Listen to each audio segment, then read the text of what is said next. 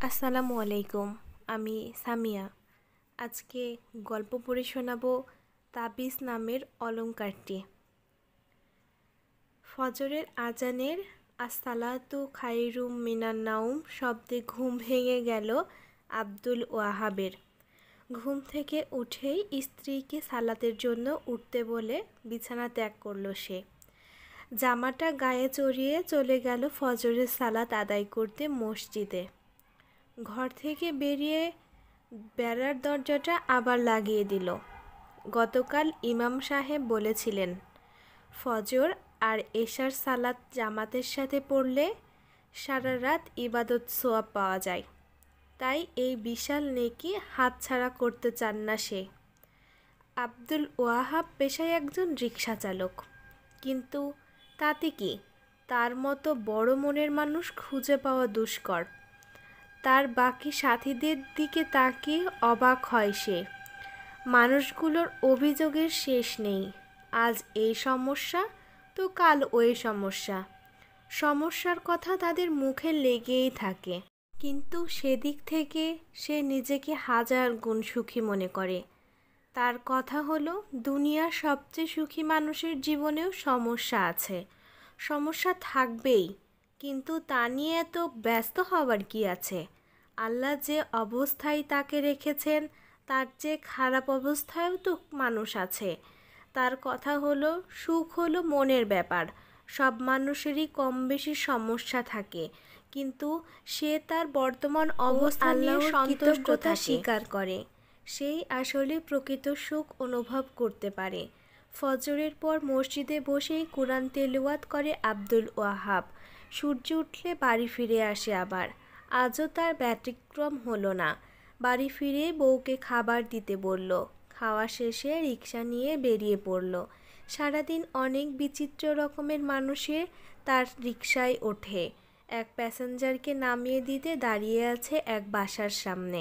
সেখানে রিকশার অপেক্ষায় দাঁড়িয়েছিল এক যুবক।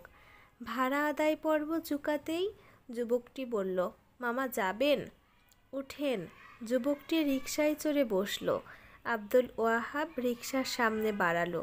যুবকটির দাড়ি দেখে আব্দুল ওয়াহাবের খুব ভালো লাগলো। আব্দুল ওয়াহাবের নিজেরও দাড়ি আছে, তাই দাড়িওয়ালা লোক দেখলেই বুকের মধ্যে কেমন যেন এক অন্য রকম ভালো লাগা কাজ করে তার।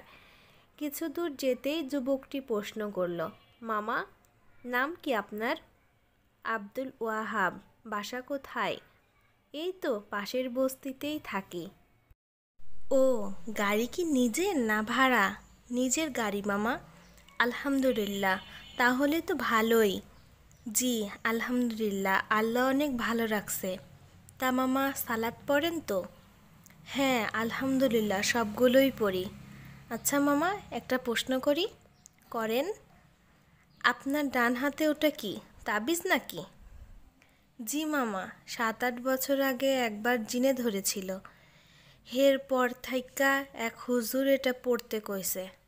তাই? হ্যাঁ, অনেক বড় হুজুর। আমাগো দেশে উনার অনেক নাম, সবাই অনেক সম্মান করে। অনেক দূর থাইকা লোকজন আসে ওনার কাছে। আপনি 7-8 বছর ধরে এটা পড়েন? হ্যাঁ, বুঝছেন মামা, হুজুর বিশাল আল্লাহর ওলি, সবসময় সুন্নতের ওপরে থাকে। যুবকটি বিশাল একটা নিঃশ্বাস ছাড়ল, যেন হতাশা আর ক্ষোভ বেরিয়ে আসছে ভেতর থেকে। নীরবতা ভেঙে আবার কথা বলা শুরু করলো। আচ্ছা মামা, আপনাকে একটা প্রশ্ন করি। জি মামা, বলেন। মামা, আল্লাহ নবী হজরত মোহাম্মদ সাল্লাল্লাহু আলাইহি সাল্লাম কি তাবিজ ব্যবহার করতেন? আব্দুল ওয়াহাব পেছনে ফিরে একবার যুবকের দিকে তাকালো। চোখ মুখ ভরা বিস্ময় তার। তারপর সামনের দিকে ফিরে বলতে শুরু করলো, মামা, আমি কি আর আলেম? হুজুরা যেহেতু দেয় তাহলে তো হয়তো পড়তো। হ্যাঁ মামা, আল্লাহ রসুল যাই করতেন হুজুররা কি তাই করে? তাই তো হবার কথা মামা। আচ্ছা মামা, কোনো সাহাবীরা কি তাবিজ ঝুলাতো? কিছুটা বিরক্ত মনে হলো আব্দুল ওয়াহাবকে। এত কথা আমারে না জিগায়া হুজুরে জিগান, আমি কি আর আলেম নাকি? মামা রাগ করলেন নাকি? না মামা, রাগ করার কি আছে? আমি তো আর আলেম না, আমার এগুলো জিগাইয়াই কি হইব? মামা, আপনি কি জানেন আল্লাহ নবী হজরত মোহাম্মদ সাল্লাল্লাহু আলাইহি সাল্লাম তাবিজের ব্যাপারে কি বলেছিলেন? বলেন মামা, আমি কিছুই জানি না। আল্লাহ নবী এগুলোকে শিরক বলেছেন। এইটা কি কইলেন মামা? সত্যি? রাসূল সাল্লাল্লাহু আলাইহি সাল্লাম বলেছেন, যে ব্যক্তি তাবিজ লটকালো সে শিরক করলো। কই পাইলেন এটা? হাদিসে আছে, মসনদে আহমদ 4/155। কন কি মামা, আরও শুনবেন? বলেন। যে ব্যক্তি কোনো জিনিস লটকাবে তাকে ওই জিনিসের দিকেই সোপর্দ করে দেওয়া হবে। আর এটা আছে তিরমিজি হাদিস নং 2072-তে। তাহলে এত বড় বড় হুজুররা যে দেয়, তারা কি এসব জানে না? মামা শোনেন, আল্লাহ তাআলাই ভালো জানেন তারা এইসব কথাগুলো জেনে এমন কাজ করছে নাকি না জেনেই করছে। কিন্তু আপনি শার্ট প্যান্ট পরা যুবক বয়সী পোলাপান, আর কই বড় হুজুর, আমি আপনার কথা কেন মানুম? মামা শোনেন, আমি তো আমার কথা বলছি না, আমি রাসূল সাল্লাল্লাহু আলাইহি সাল্লামের কথা আপনাকে বলছি।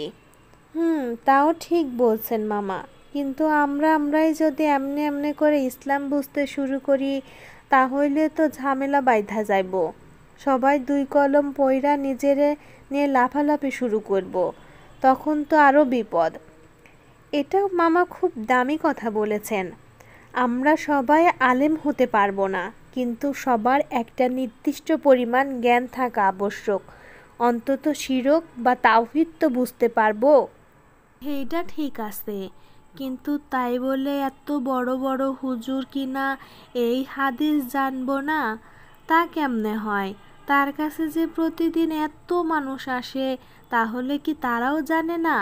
হয়তো জানে না, কিন্তু মামা, এমনও কি হওয়া সম্ভব একত্রে এতগুলান মানুষ শিরক কইরা যাইব, আর কেউ একবার খুঁজাও দেখব না কোনটা ঠিক আর কোনটা ভুল?